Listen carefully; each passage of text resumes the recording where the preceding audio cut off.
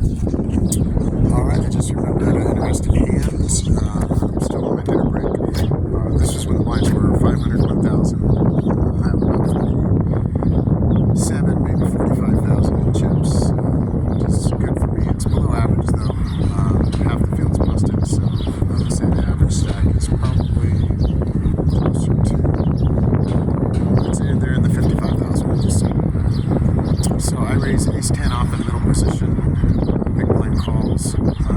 Ace. I was hoping I had ace of diamonds, but I had ace of clubs, 10 of diamonds. Flop comes king of diamonds, 7 of diamonds, 4 of diamonds. He checks to me. I'm going to go ahead and bet. It's pretty hard for him to continue without a diamond or a king.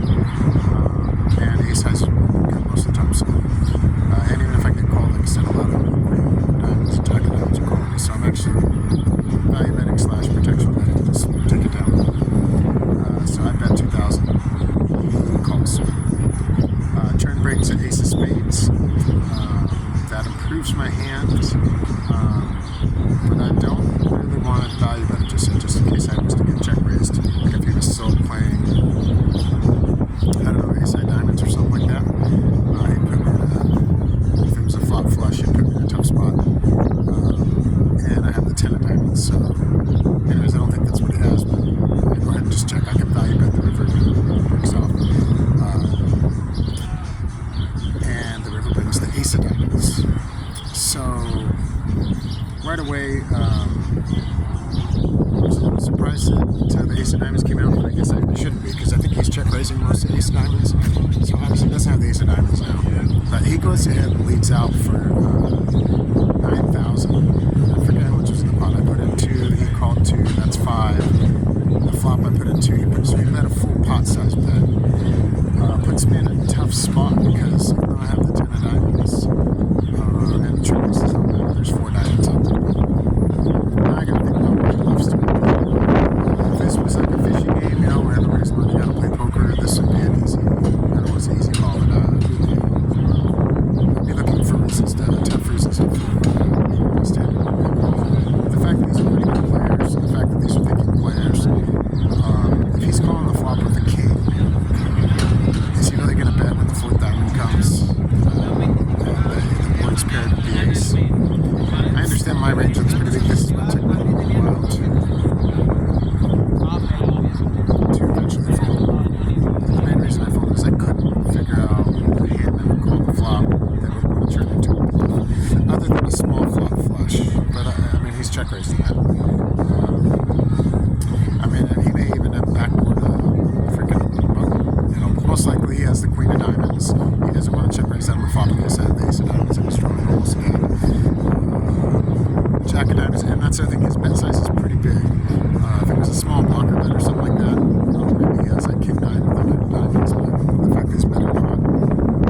Ultimately, I'm away from the table, no emotions involved. This was during the run of cards run out. The cards are not running out, but the ace king was getting out flop, and his queen was getting out flop. So that's what I'm doing. You should win all these, so just do your head to it. That's pretty key.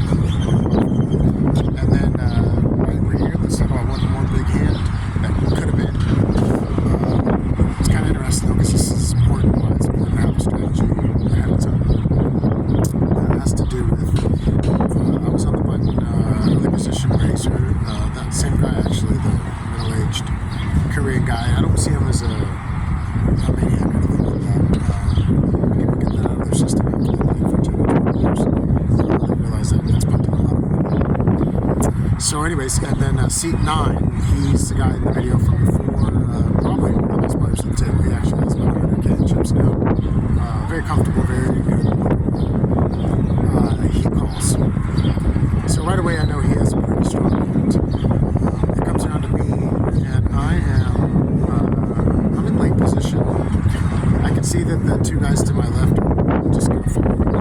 And the small blind and big blind are not raisers. So these are spots where I get creative when I'm kind of short stack. Like if I was down to 20. And when I get creative, I mean, I play, it's called, most people look like it's playing bad, but the reality is the hand I had was king 10 off. The reality is if I needed, I was desperate for chips, I would kind of get there sometimes. And I'm folding like king high flop, sometimes I'm folding 10 high flops, sometimes I'm folding bad gut shots and stuff like that. When I'm not folding is like opening pairs. Two pairs, hands where I think king is good. But I think the reason most good players never even consider they only 3-bet or fold is because they can't fold pretty strong but not pretty big hands. Anyways, back to the point. Part of me thought about gambling there, but I have about 35 bigs. I take it back. I had 50 big blinds at the time. This is probably right after I just got some good chips. So I was stacked up a little bit, but still less than the other people. And this was after I folded the king 10 hand, actually. So the other guy had close to 50,000 in chips, or 50 big blinds in chips, I should say. Long story short, flop comes ace, queen, jack. I drilled it, but I folded. So, and I was like, oh man. And then there's also another caller in the pot, the big blind defender, who's kind of one of the weaker spots at the table. And he has about 30 or 40,000. Well, the flop goes check to the original raiser, who's under the gun. He bets like half pot, pretty big on it, which, and there's 2 hearts out there. So I was like, yeah, this guy's definitely not bluffing, and he probably has a set. Hoping somebody has a set of queens. I put on queens or jacks. Then the other good guy in C9 calls, doesn't raise. And the big blind calls. Big blind, who knows what he's got, but the other guy has a really strong hand too. He may realize like he could be able to get aces up against queens. He could have kings, he could probably have jacks. He's not has some kings, I'll take that back. But he could have ace king, who didn't 3-bet. Anyways, that's how good these guys are. And that's the read I got. But I'm just thinking, oh man. And then on the turn, big blind checks, the other end of the gun jams for I don't know what it was, but you know. And then the other guy calls, and then the big blind folds. So I'm like, oh man, I see that was an easy $180,000 chip pot, almost 200,000 if I was in there. And then I was like, well, I'd have to fade this on they got the goods. The under the gun had ace king of hearts. He's got queen jack of hearts on the board, and the other guy has ace jack suited, which I was surprised he had that, but he was deep, so he could afford to call off a raise under the gun and then fold. Same thing, he probably plays like I do. He's not going to get married to top pair if it's so good, or get married to, well, he's got nut flush draws, he's getting married to those. But I'm sure he's the kind of guy that can fold a jack high flop and an ace high flop if he's not good. Anyways, river brings the 10 of hearts, or brings the heart. So the guy, I would have lost. I would have been out of the tournament. So minutes before the river would have came, I would have been like, oh man, I have 200,000. And I would have been making some video where I would bust by playing bad on the button. Luckily, I didn't play bad. And I folded. All right, thanks for watching. Bye.